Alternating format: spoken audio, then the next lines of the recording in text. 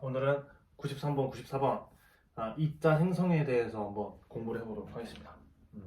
일단 이 내용을 하기 전에 충돌에 대한 개념을 조금 보충을 하고 가도록 하게요. 일반 물리 수준에 있어서의 충돌이 예를 들어서 공과 공 사이나 아니면 자동차나 벽 같은 접촉에 의한 현상만 어떻게 보면 고등학교 때 다루는데, 우리는 지금 상대성 이론에서 상대론적 역학을 공부하면서 양성자랑 양성자 혹은 전자랑 양성자 간의 충돌도 다루거든요. 근데 걔네들은 공과 공이 부딪혀서 접촉하는 충돌은 일어나지 않거든요. 그래서 일반 물리학에서는 이렇게 얘기하고 있어요. 충돌에 대한 개념의 폭을 좀 넓혀야 된다. 그래서 충돌은 꼭 공과 공 같은 접촉뿐만 아니고 비접촉도 있는데, 여기서 말하는 이 비접촉은 전기력에 의한 전기력 등에 의해서 양성자랑 양성자 혹은 전자랑 양성자와 같은, 특히 양성자랑 양성자가 충돌을 한다고 하면은 전기력 때문에 밀리거든요. 근데 꼭 접촉으로 의한 충돌은 안 일어나거든요. 그래서 일단 여기서 말하고 싶은 게, 충돌이 꼭 접촉에 의해서 크래시되는 현상만 다루는 게 아니고 전기적 반발로서 운동 방향이 바뀌는 것 또한 접촉을 하지 않았어도 전기력 반발력 등에 의한 현상으로서 운동이 바뀌는 것 또한 충돌로서 봐야 된다라고 하는 걸로 보면 되겠습니다. 그리고 충돌에서 크게 탄성 충돌과 비탄성 충돌은 아니잖아요. 이걸 명확히 구분하는 방법에 대해서 또 기준을 정확히 제시를 해야 돼요. 탄성 충돌과 비탄성 충돌을 어떻게 앞으로 볼 거냐면, 나누는 기준은 탄성 충돌은 이렇게 적도록 할게요. 충돌에 의해서 전체 운동 에너지가 변하지 않을 때, 전체 운동 에너지 변하지 않음. 또 다른 표현은 운동 에너지가 다른 에너지의 형태로 변환이 안 된다. 운동 에너지가 다른 형태의 에너지로 변환이 되지 않는다. 예를 들어서 소리 에너지로도 변환이 안 되고 열 에너지로도 변환이 안 된다. 즉 그런 말이에요. 그렇다면 비탄성 충돌은 운동 에너지가 다른 형태의 에너지로 변환될 수도 있다. 에너지로 변환이 된다라는 걸로 정리를 하도록 할 거예요. 그러니까 이게 무슨 말이 되냐면, 비탄소 충돌이 내부 열 에너지로도 전환될 수 있고, 또 어떻게 소리 에너지로도 전환될 수 있다는 뜻이고, 우리 상대론적 역학에서는 새로운 그러니까 이 운동 에너지가 정지 질량 에너지로도 전환될 수 있다라는 것을 또 포함하고 있다고 보면 되겠습니다. 그래서 이걸 탄성 충돌과 비탄성 충돌을 나누는 기준을 운동 에너지가 다른 형태의 에너지로 변환되냐 안 되냐, 그리고 탄성 충돌은 운동 에너지 보존을 쓰잖아요. 공식 중에 하나를. 네, 그런 표현이 있었는데 이게 가장 큰 차이점으로 둘 거고, 그러면 이제 우리 연습 문제에서 스토리가 딱 이제 정해지게 되는데, 예를 들어서 저번 시간에 했던 90번이랑 91번과 같은 경우에는 탄성 충돌이거든요. 스토리가 이렇게 돼요. 우리 연습 문제에서는 탄성 충돌을 먼저 다루고, 그리고 완전 비탄성 충돌을 다뤄요. 그리고 나서 비탄성 충돌로 이제 확장을 시키는데, 탄성 충돌에서는 운동 에너지가 다른 에너지로 변환이 안 되니까 여기에서는 나오는 어떤 식을 썼냐면 아니야, 그런 식을 쓸 필요 없겠다. 어쨌든 탄성 충돌은 다른 운동 에너지로 변환이 없다. 그래서 여기서는 뭐만 쓰냐면 오직 운동량 보존 법칙이랑 에너지 보존 법칙으로 양성자 이렇게 써요. 자, 잘 보세요. 탄성 충돌 예를 들어서 여기 90번에서 한 거는 양성자랑 양성자를 충돌을 시킨 거예요. 지금 보면. 그리고 91번은 누구랑 누구를 충돌시켰냐면, 91번은 전자랑 양성자를 충돌시킨 거예요. 그리고 나서 여기서 물어본 게 뭐냐면, 90번은 각도를 물어봤어요. 그러니까 오직 에너지 보존 법칙이랑 운동량 보존 법칙, 그 다음에 새로운 그 유도식이 또 나오는데 운동량이랑 운동 에너지에 대한 새로운 식이 나오는데 그걸로 이제 문제를 푸는 거고 91번도 운동량 보존 법칙을 쓰고 얘 있잖아요. P는 루트 EMT 더하기 T제곱 에너지 2식이랑 3식을 합쳐서 만든 이 식을 잘 활용해서 90번과 91번의 현상에 대해서 다룹니다. 완전 비탄성 충돌은 이제 92번인데 여기서는 뭘 다루냐면 자유입자. 얘는 누구랑 누구냐면 그냥 자유입자거든요. 입자랑 입자인데 입자랑 입자인데 근데 완전 비탄성 충돌이야. 이 92번의 풀이의 의미는 뭐냐면 페이지 150 몇 쪽이었나? 잠시만 150 이쪽에 있는 식 92 150 이쪽에 있는 식 92번에 있는 이 식을 소환하는 데 의미가 있어요. M1 더하기 M 나중 개 전체 질량의 제곱은 초기 입자 1번 질량이랑 2번 질량을 합한 질량의 제곱. 원래는 고전역학에 의하면 이게 성립이 되어야 되는데 상대론적에서는 이게 돼요. 여기서 M2는 정지하고 있었던 질량, 표적 입자. 그 다음에 T1은 오고 있는, 고속으로 가고 있는 1번 입자에 대해서 이렇게 이걸 활용을 해서 문제를 풀고 그 다음 정지 질량이 나중 개의 정지 질량과 처음 개개인의 정지 질량의 합이 같지 않다는 것을 보여주는 문제라고도 볼 수 있겠습니다. 그래서 이거 저렇게 알아두고 식들의 의미는 이렇게 있었다. 그럼 이제 오늘부터 한 거는 이제 93번인데요. 93번부터는 비탄성 충돌이거든요. 얘가 탄성 충돌, 탄성 충돌, 얘기는 완전 비탄성 충돌. 93번부터는 비탄성 충돌이에요. 비탄성 충돌이 의의가 너무 많아요. 중요한 의미가 너무 많아요. 93번이랑 94번은 어떤 거를 우리가 다루냐면 입자 생성인데 뭐냐면 93번은 양성자랑 양성자를 충돌을 시키는데요. 비탄성 충돌이고요. 94번은 얘는 전자가 오고 있나? 전자가 오고 있고 양성자가 정지해오고 있어요. 자, 그럼 보세요.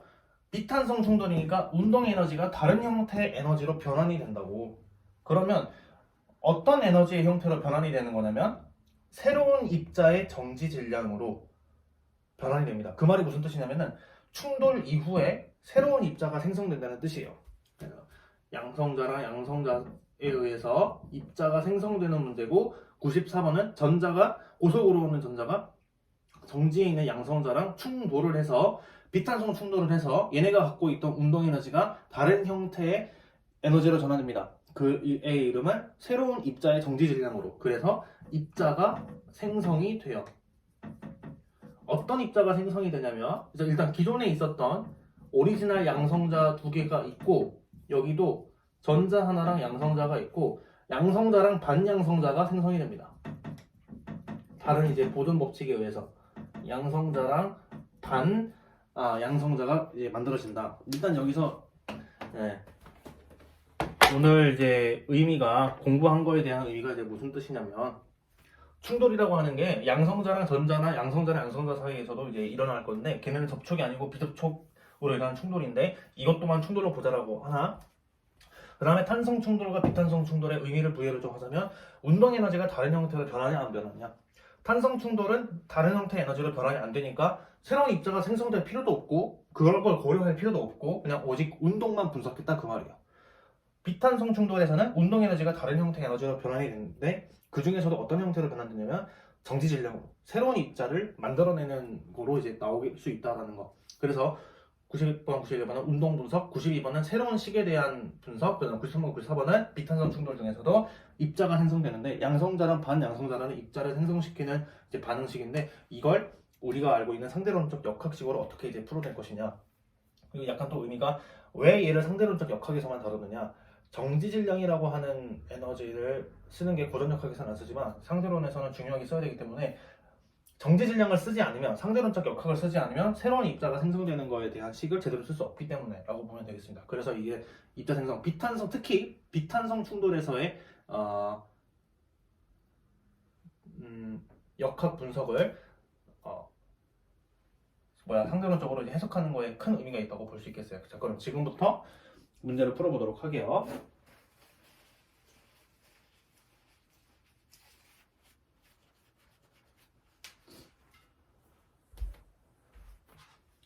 자, 93번. 제목은 뭐라고 나왔냐면 양성자에 의한 입자 생성이라고 나왔잖아요.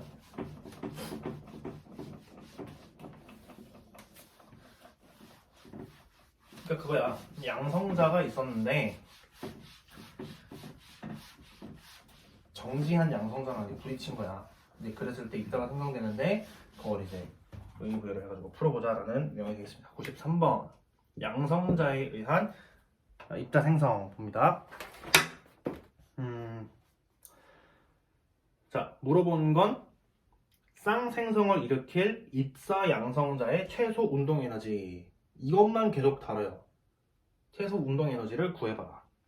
다른 말로 무슨 말이냐면은 운동 에너지, 예를 들어서 새로운 입자들의 정지 질량이 딱 만들어질 운동 에너지가 필요한데, 그 무슨 말이냐면 초기에 있었던 입자의 운동 에너지가 새로운 입자의 예를 들어서 EM보다 더 크면은 그 운동 에너지가 다른 걸로 변형돼가지고 뭐 열 에너지나 소리 에너지가 다른 걸로 변할 수 있잖아요. 그런 거 싹 다 제외하고 오직 새로운 입자의 정지 질량만 나오게 할 수 있는 그런 거를 분석을 해봐라 라고 이제 보면 되겠습니다. 쌍생성을 일으킬 수 있는 최소 운동 에너지, 셀스홀드 에너지, 임계 에너지를 이제 구하라. 이제 그 문제인데 그 문제에 대해서 봐보겠습니다. 일단은 A번 우리 문제 그러니까 그림 119번을 보면 입사하고 있는 양성자가 있고 정지해 있는 양성자가 있다고, 표적 양성자가 있다고. 근데 나중 양성자를 보니까 싹 다 정지해 있네요. 왜 얘네를 지금 굳이 정지해 있는 상태로 지금 봤냐면은 만약 나중에 지금 있는 4개의 입자들이 약간에서 움직이고 있으면 걔네들이 또 4개의 질량 에너지도 고려를 해야 되고 내 입자 각각의 운동 에너지를 고려를 해야 되니까, 그러면 운동 에너지가 더 커지잖아요. 생각할 게 많아지잖아요. 그러지 말고 얘네 나중 4개 입자들의 운동 에너지를 주지 않을 만큼 그때 운동 에너지가 최소가 될 거 아니에요. 이해됐죠?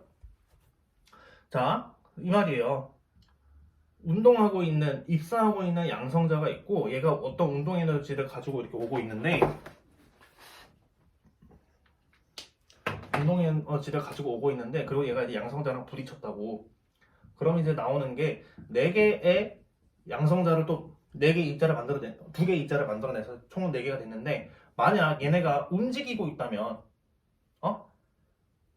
이럴 수 있잖아. 근데 우리는 최소 에너지를 구하고 싶은 거잖아요. 그럼 얘네들이 정지해 있으면 되잖아요. 그때. 그래서 그걸 고려를 한 거예요. 근데 그게 이제 물리적으로 발휘되냐라고 하면 이 상황은, A번의 상황은 운동량 보존 법칙을 만족을 시키지 않는다는 걸 알 수 있죠. 그렇죠? 운동량 보존 법칙을 만족시키지 않는다는 거를 볼 수 있죠.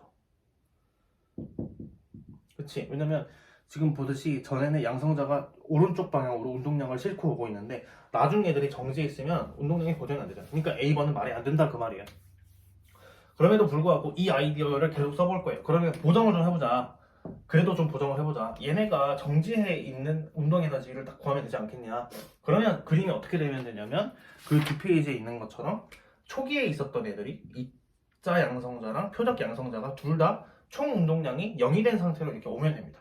그러면 총 운동량이 0이 되니까 얘네들이 나중에 정지해 있을 수 있잖아요. 4개 입자들이. 이건 이제 운동량적으로는 말이 된다, 이제 그 말이지. 그리고 이제 B에서 이제 의미부여를 좀 했던 게 참고로 총 운동량이 0인 기준틀을 운동량 중심 기준틀이라고 하는데, 나는 이거를 COM이라고 할게요. 원래 COM이 센터 오브 매스인데 우리한테는 이제 모멘텀이라고 내가 할게요. 빨리 써야 되니까 COM 기준틀이라고 한다. 이 기준틀에서 그림이 120번이었고, 근데 여기서 보세요. 입사 양성자의 총 에너지는 4개 최종 입자가 모여있는 경우가 멀어지는 경우보다 더 에너지가 적게 필요할 것이다. 방금 했던 것처럼 우리가 구하려고 하는 운동 에너지가 임계 운동 에너지, 저거를 다른 말로 하면은 최소 운동 에너지, 임계 에너지이기 때문에 얘네들이 웬만하면 안 움직여야 된다고. 얘네가 점점 멀어지고 있으면 운동 에너지를 포함시켜야 되기 때문에 그러면은 이제 최소 운동 에너지가 아니잖아요. 그러니까 서로 이제 옹기종기 모여 있어가지고 정지하고 있을 때가 이제 운동 에너지가 최소가 나온다. A번에서도 했던 말이네요. 어쨌든 B번 상황에서는 이렇게 총 운동량이 0인 상황에서는 어떻게 될 수 있다? 어떻게 될 수 있다? 최종 4개의 입자들이 정지해 있을 수 있다. 그랬을 때 임계 에너지를 구할 수 있다. 그 말입니다. 자, 그리고 나서 이 상황에 대해서 우리가 이렇게 생각을 해보는 거예요. 이제 C번 두 번째 접근으로부터 생성된 입자들이 함께 모여 있을 때 운동량 보존을 만족시키면서 이제 얘네는 우리가 약간의 틀었어요. 약간의 실험실 기준틀로 와보자. 실험실에서는 표적이 정지해 있어야 되잖아요. 그럼 얘가 정지해 있어야 되거든요. 그러니까 얘가 정지해 있는 상태고, 그러면 얘가 더 큰 속도로 오른쪽으로 오고 있었다고 보면 되겠죠. 그러면 운동량을 보존을 시키면서 자, 오리지널 2개랑 새로 생성된 양성자와 반양성자입니다. 프라임으로 할까요? 그럼 얘가 운동량을 만족시키려면 얘네들이 여기서는 옹기종기 모여 있었잖아요. 그러면 실험실 기준틀로 오면 이 4개의 정지 있었던 애들이 같은 속도로 오른쪽으로 움직여야겠죠. 그런데 이 움직이고 있는 운동량의 총합은 초기 운동량과 같아야 운동량 보존 법칙이 만족이 되겠어요. 그리고 참고로 여기에서 얘네들의 4개의 속도가 전부 다 같다고 할 수 있었던 이유는 이 기준틀, COM 기준틀에서 봤을 때 총 운동량이 0인 기준틀에서 봤을 때 운동량 중심 기준틀을 봤을 때 정지해 있었기 때문이다. 그래서 이렇게 그림을 볼 수 있다. 그럼 이런 식으로 그림을 그린 상태에서 우리가 알고 있는 에너지 보존 법칙과 뭡니까? 운동량 보존 법칙을 써서 풀 수 있다. 풀면 된다. 이제 그 말입니다. 그럼 이제 풀어볼 거예요. 여기서 필요한 식은 이렇게 되겠죠. 첫 번째 에너지 보존 법칙을 써보겠습니다. 입사하고 있는 양성자의 전체 에너지가 있었고 정지에 있었던 양성자가 있었죠. 지금 알러지 반응이 계속 나가지고 쿨을 계속 지금 긁고 있는데요. 네, 미안합니다. 그럼 그 다음으로 나왔던 4개는 이런 식으로 운동을 하고 있잖아요.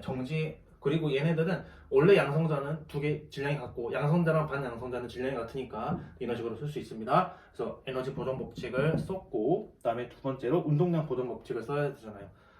초기 양성자의 이 운동량이 나중 운동량들, 근데 얘네가 다 같다고 할 수 있는 이유는 옹기종기 모여있는 거에서 실험틀 기준틀로 돌리면서 같은 속도로 움직이고 있을 거니까.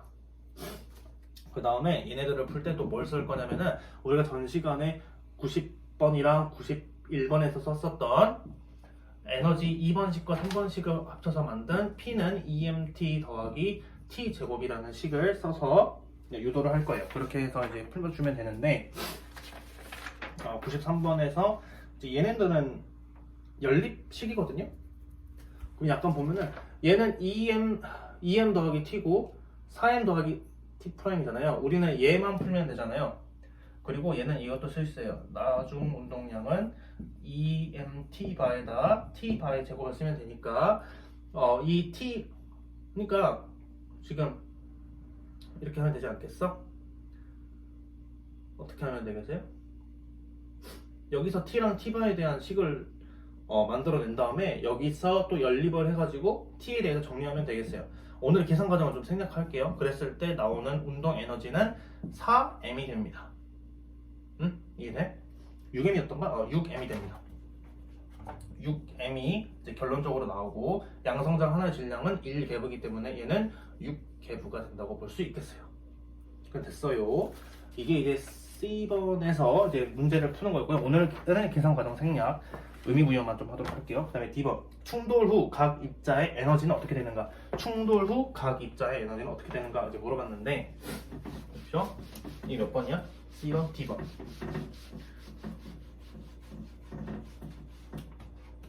여기 C, D번 보자고.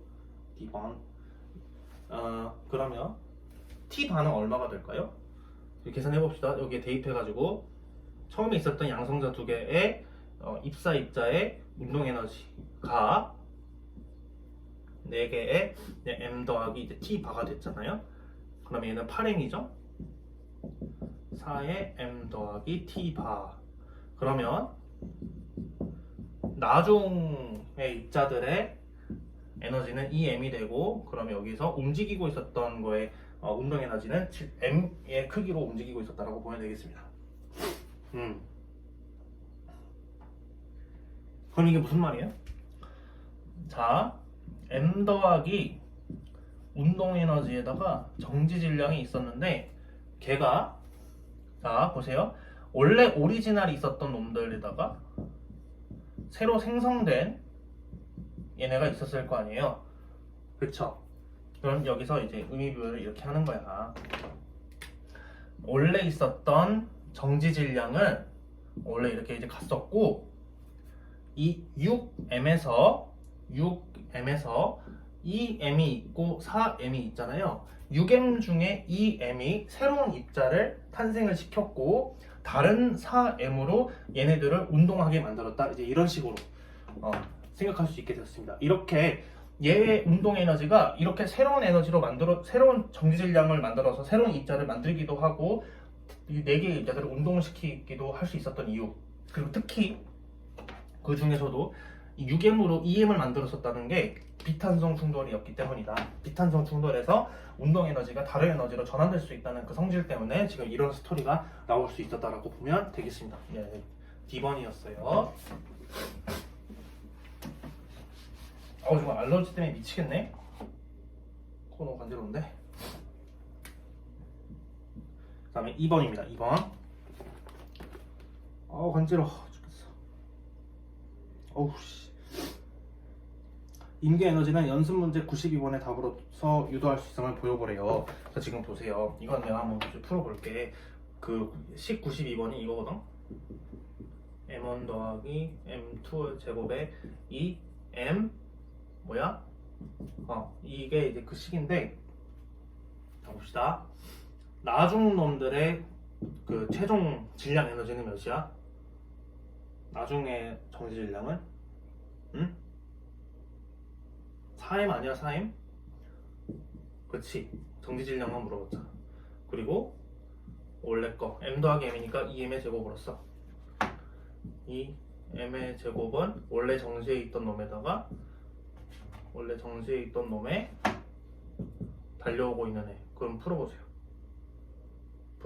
4, 4, 16에다 이 4를 빼니까 12M 제곱이 2MT니까 달려오고 있었던 애는 6M이었다. 이렇게도 풀린다. 근데 이 문제는 완전 비탄성에만 되는 거 아니었나요? 아니었습니다. 얘는 비탄성, 분명히 152쪽에 증명 과정에서 볼 때 비탄성 충돌을 가정을 하고 이제 했었던 문제였어요. 이렇게 이 식으로도 이제 풀어낼 수 있다라는 겁니다. F. 수소 대신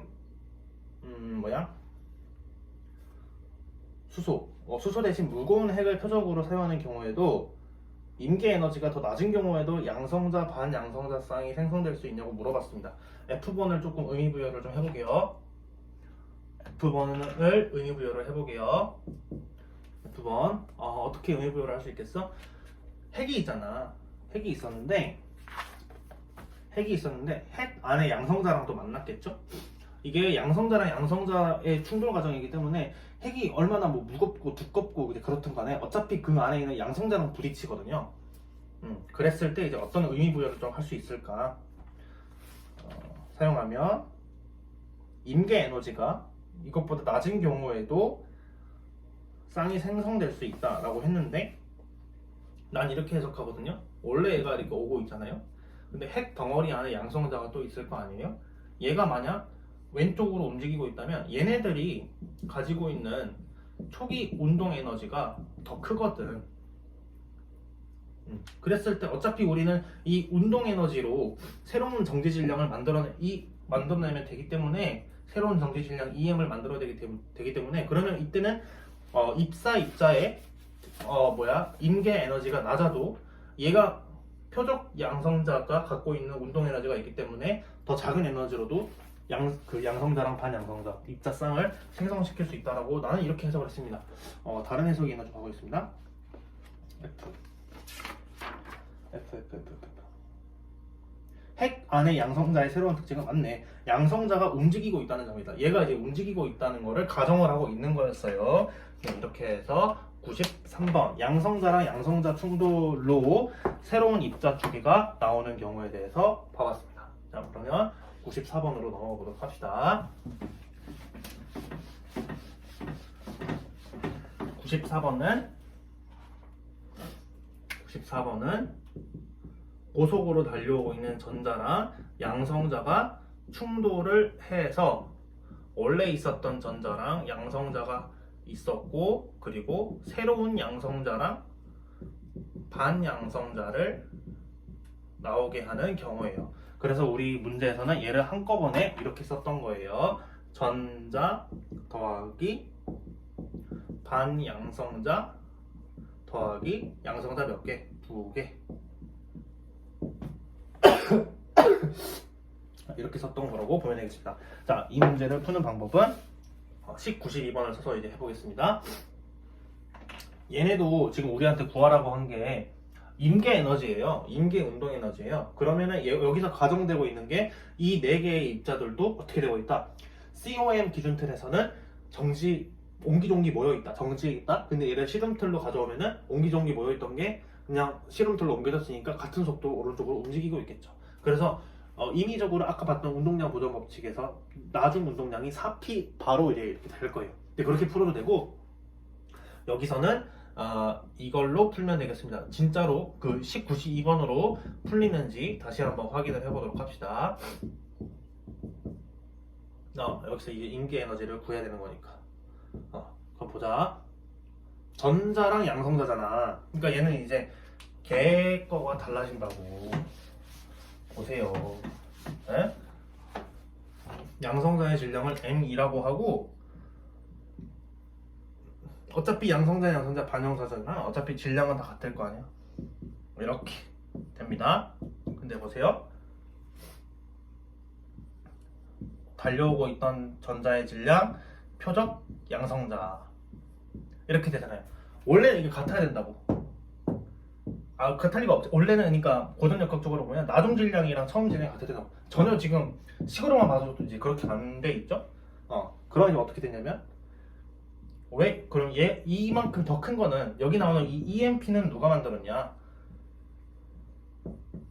어떻게 보면 이 1번 입자가 달려오고 있었던 운동 에너지가 만들었다. 이제 이렇게 보면 되겠습니다. 얘를 이제 풀어보게요. 그러면 여기서는 얘가 P가 되겠고, 우리가 구하려고 하는 운동 에너지가 전자 거죠. 그냥 임의적으로 T라고 해도 되겠어요. 자, 그러면 양변을 이제 계산을 해주면 왼쪽은 M2 제곱이 날아갈 거니까 326 M2 MP 더하기 339MP 제곱이겠죠? 9MP 제곱이 M2 제곱 날라갔고 2M2의 MP에 더하기 MP의 제곱 더하기 2MPT가 되겠습니다. 그럼 얘를 또 계산을 해줘. 4M2 MP 더하기 8MP의 제곱이 MP의 T 2로 나눠져서 2랑 4로 쓰고요. 따라서 운동 에너지는 MP를 다 나눠줘서 뭐가 되겠어? 4개의 양성자랑 2개의 전자의 질량을 합한 그 크기랑 같았더라 라고 보면 되겠습니다. 실제로 얘를 계산을 해보면 얘는 개부 단위고 얘는 매부 단위니까 개부만 좀 표현을 해주면 돼요. 그래서 이 운동 에너지는 4개부랑 같다 라고 이렇게 표현해주면 되겠습니다. 이렇게 해서 입자 생성에 대한 문제를 풀어봤어요. 하루에 3개 풀잖아요. 95번은 광생성이거든요. 95번부터 96번, 97번은 이제 광생성이랑 소멸에 대한 얘기, 즉 빛과 관련된 반응들이기 때문에 딱 주제에 맞게 끊어서 여기까지 하도록 하겠습니다. 끝.